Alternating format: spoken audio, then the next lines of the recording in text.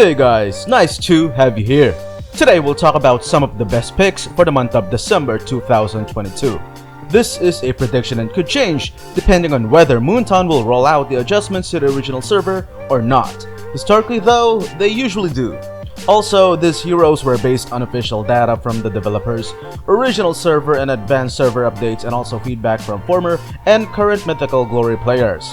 Also, these heroes were grouped according to their primary roles officially listed in the game, not the lanes or areas they are ideally played in. And finally, we'll also share some recommendations for each hero that will certainly help you gain more wins.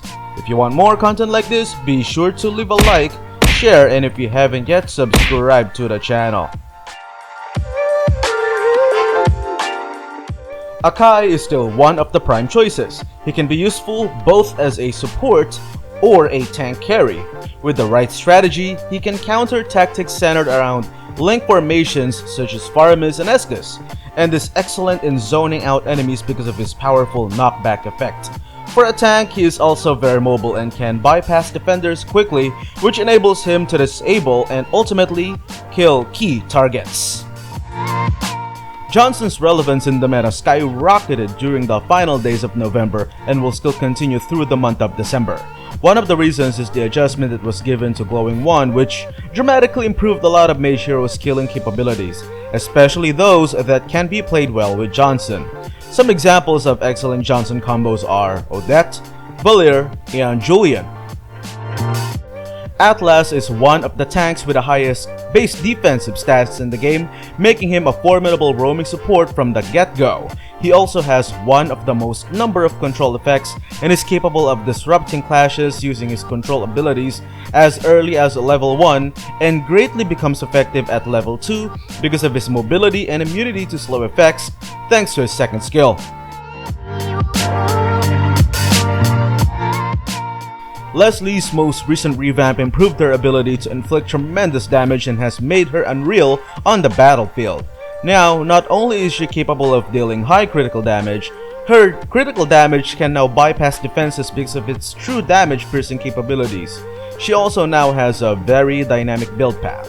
You can choose to either give her attack speed equipment in order to gain advantage against high sustained damage marksmen, or build her with burst damage in order to deal tremendous poke damage against most targets, including tanks. Also, Dominance Eyes will receive an adjustment on the original server, where its attack speed slowing capability will be buffed, thus making it more difficult for some attack speed reliant marksmen to thrive. Melissa's performance recently has been tremendous and will remain effective through the month of December, especially once the adjustments to Corrosion Sight and Golden Staff are rolled out. The way people see Melissa offensively will change. Once the adjustments on those two items are implemented on the advanced server to the original server, Melissa will become one of the fastest heroes capable of reaching 5 attack speed, which is possible because of Golden Staff's new effect, which removes the attack speed cap. 1-1 is still one of our top marksmen for the month of December. 1-1 may not be very powerful on the early game, but as soon as she gets 2 of her core equipment, all hell will break loose. Her ultimate is one of the most overpowered, if not the most overpowered ultimates in the game, which provides absolute immunity and target chasing damage effective in both duels and teamfights. Julian is still a very powerful contender, especially when teamed up with the likes of Pakiro, Atlas, and other heroes that are capable of control locking multiple targets.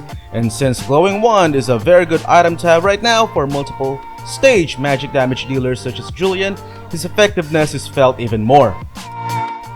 Leomord is such a nuisance right now, especially when paired with powerful roamers such as Johnson, Angela, and other control type heroes.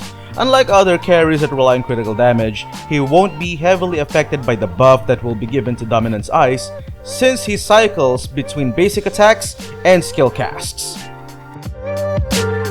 Martis is a pretty solid choice right now, mainly because of the buff or damage rework they did to his passive, which now gives him a huge temporary bonus damage at max stacks. Not only is Martis extremely easy to play with, snowballing is extremely easy with him as well, especially because of his buff. Getting kills is easier than counting 1 to 3. Just slap on 1 to 2 damage equipment such as Blade of Despair and Bloodlust Axe, and you should be able to rip heads off using his new improved passive. He will receive a very slight nerf, but it's not really something to worry about that much.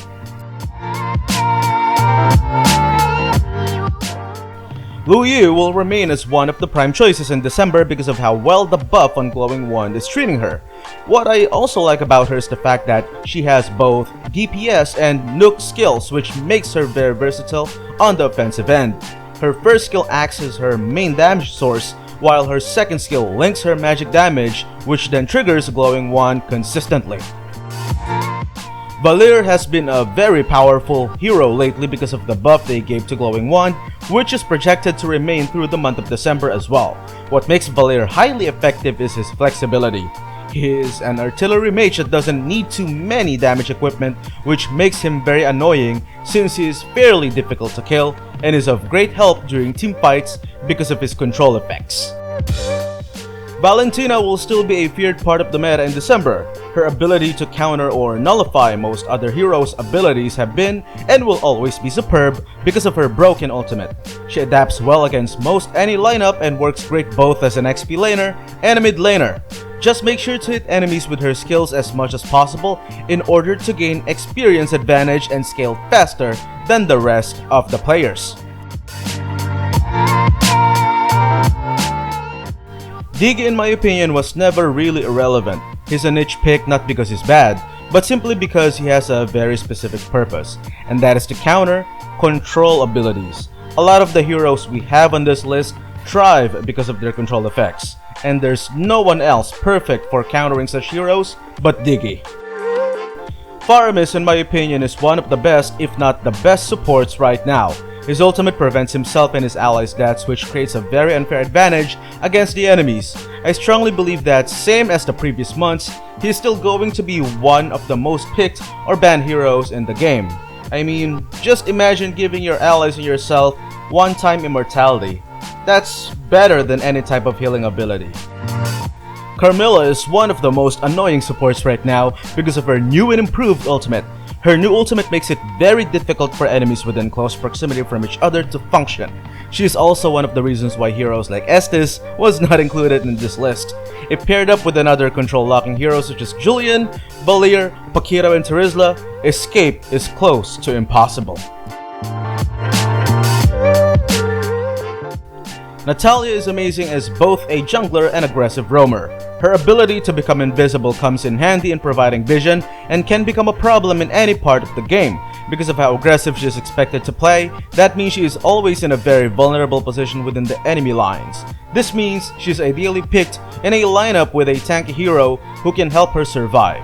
If she is playing the game as a roamer, she should be invading together with a tanky jungler. If she's played as a jungler, then she should be accompanied by a tanky roamer. Gusion recently received a revamp and reactions of players were mixed. Some considered him weaker while others considered him more powerful. The truth is, he's more powerful now. It's just that he is a bit challenging to play with in terms of his passive. If before it didn't expire, now the passive ability expires. What makes it great though is the fact that you'll be able to gain bonuses for each successful skill shot. Plus the fact that the damage at max stacks is much higher. So yes, Gusion is actually very good right now. If you don't think it is, maybe you just need to, get better.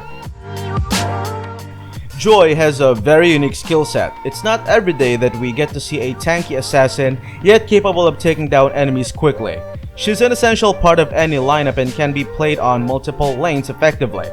She does require some learning though. For those aspiring to play her, I suggest using the audio cues of her skills instead of nailing your eyes on her rhythm indicators.